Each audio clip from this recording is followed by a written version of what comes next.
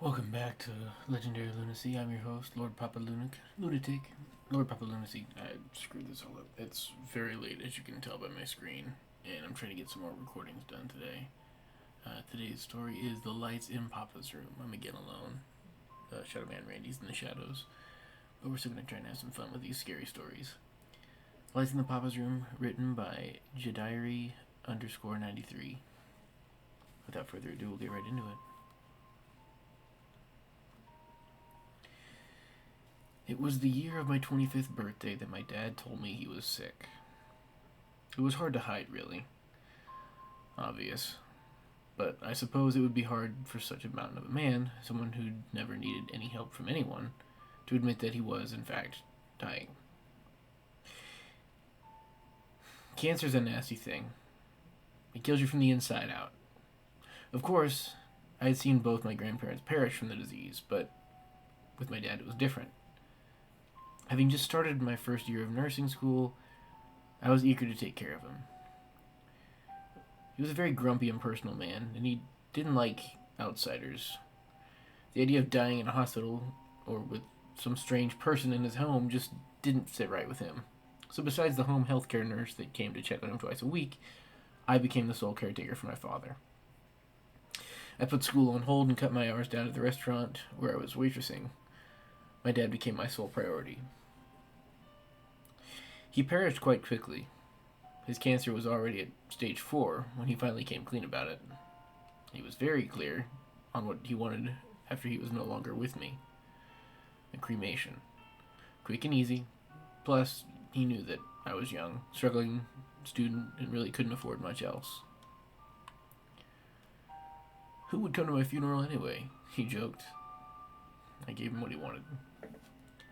A year or so later, I was officially a certified RN. And perhaps out of guilt, I hadn't sold the house that belonged to my father. Or maybe I just couldn't bring myself to let it go. Either way, I wish I had shown it more love than I did.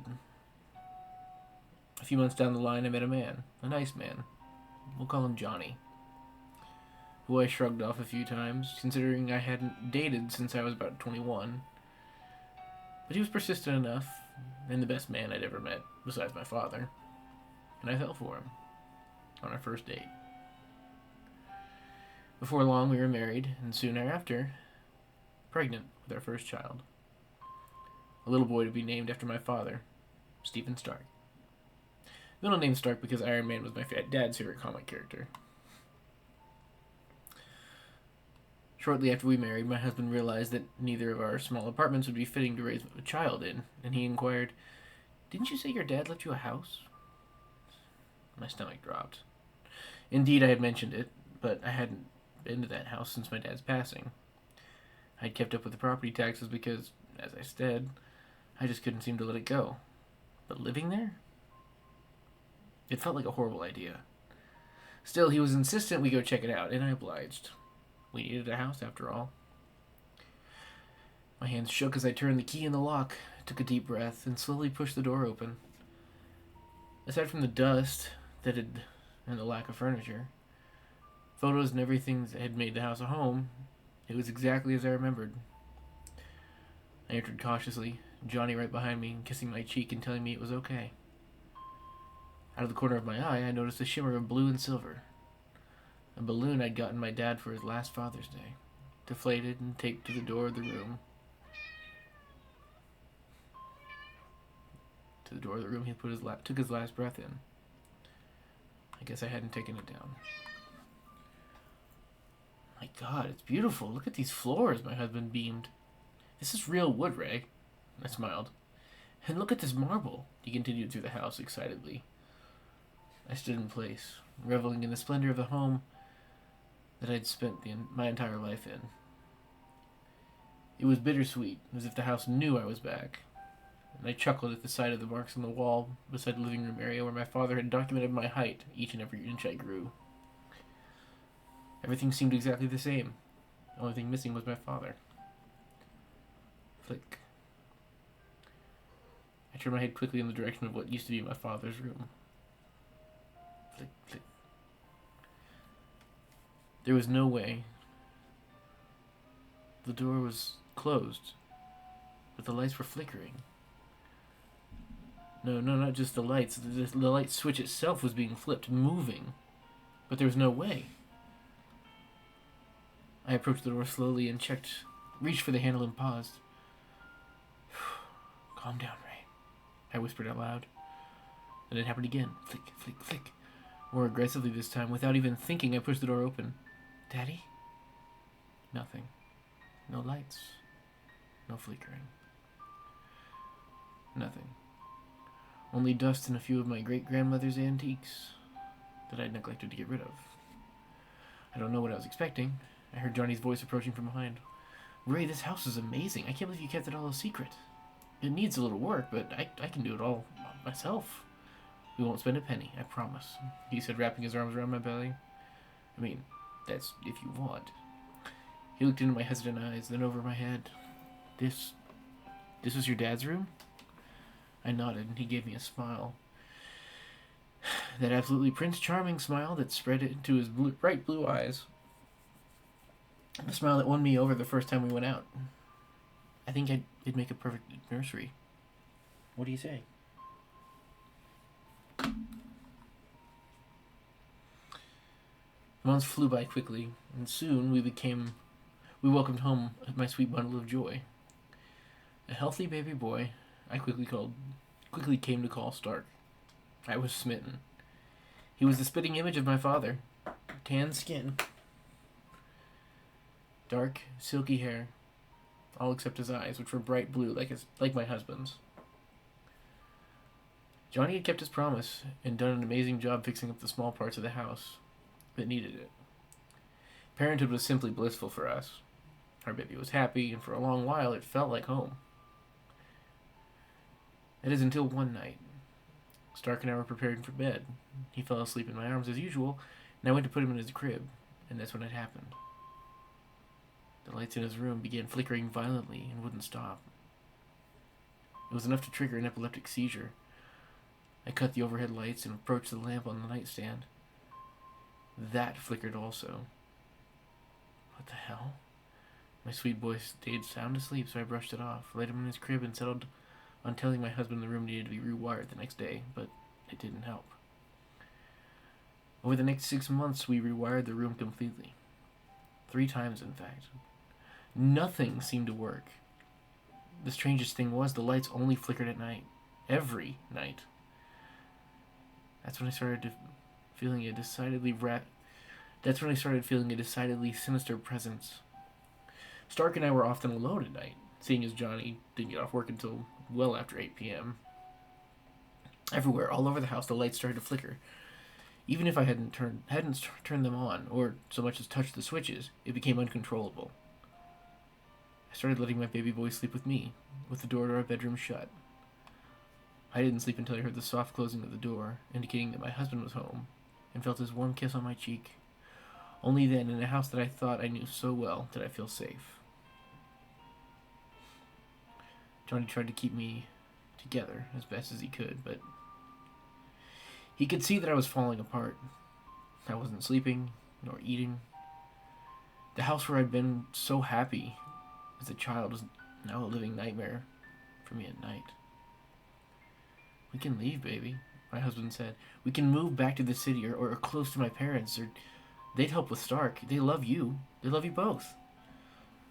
His beautiful blue eyes always lit up with hope, and I just couldn't bear it. He'd done everything to fix this house for our little family. My dad had done everything to maintain it just for us while he was alive. I couldn't just abandon it. So this time, just like the last time, I told him that it was just the stress of being a new mom, and I'd be fine. Besides, Stark didn't seem to be bothered by this at all, and that was all that truly mattered to me.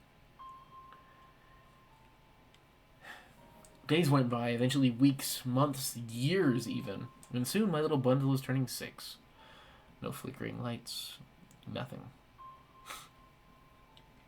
I'd come to accept that the incidents early on had just been nothing more than the product of motherhood stress, and I left it at that. But then came Stark's birthday. He had grown into a brilliant young man. But I suppose that's how all parents see their children. Not only was he polite, speaking with the intelligence of someone years his senior. But he had imagination for days. So when I heard him thinking aloud to himself in the room one day, I thought nothing of it. And then he did something that stopped me dead in my tracks. He sang a long-forgotten tune, one that I hadn't even remembered existed, yet he recited it so perfectly.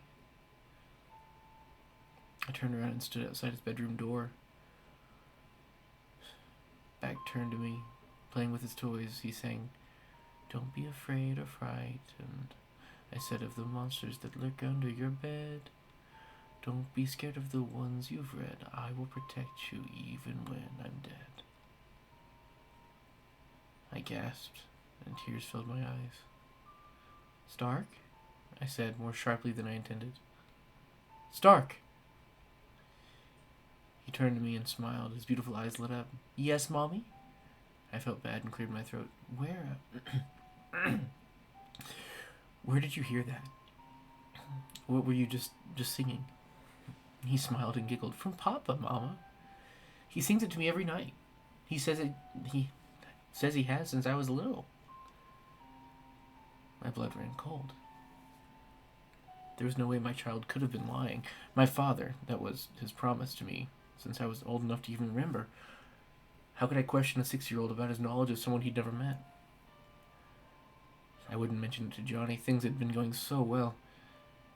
He had his flooring business now, and we'd been living a wonderful life. No need to mess it up with superstitious garbage. Stark's birthday was great, of course.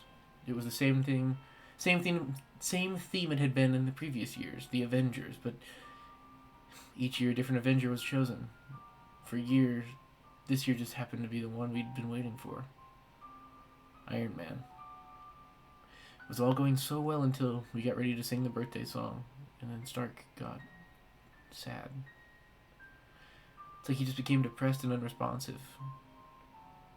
We continued anyways, and midway through, the eyes darted towards the very front of the living room. His eyes darted towards the very front of our living room. With no hesitation at all, his face grew wide with a smile, and he screamed, "Papa! Papa, you came!" and leapt out of his chair, and Johnny gave me a confused glance. We were both confused, in fact. So confused that neither of us noticed that Stark was running straight out of the door. "Stark, baby, stop!" I dashed out after him. Johnny and the rest of the party gets close behind, and kids in tow. "Baby, stop!" I snatched my child back up by his shirt and pulled him close, embracing him tightly. "Stark, what the hell were you thinking? Don't do that. You know better." His little eyes were welled up with tears.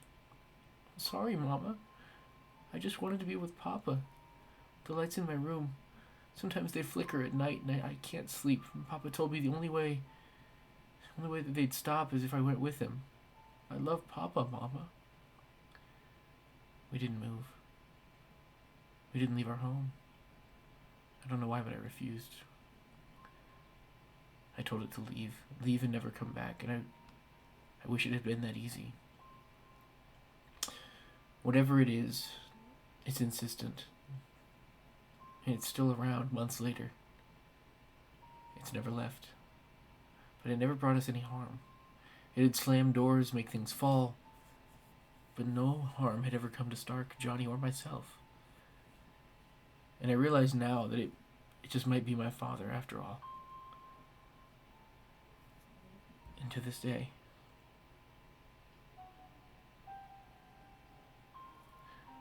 the lights still flicker in Papa's room.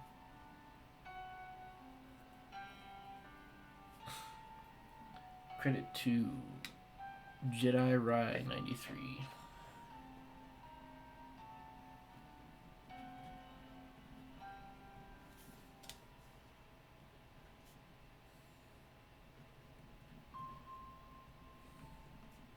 Sorry, I'm writing down this name so I can credit it. 93. I think that's going to be all for us today, guys. It is 2 a.m. and I've still got to upload some stuff and schedule it. So, thank you all very much for watching.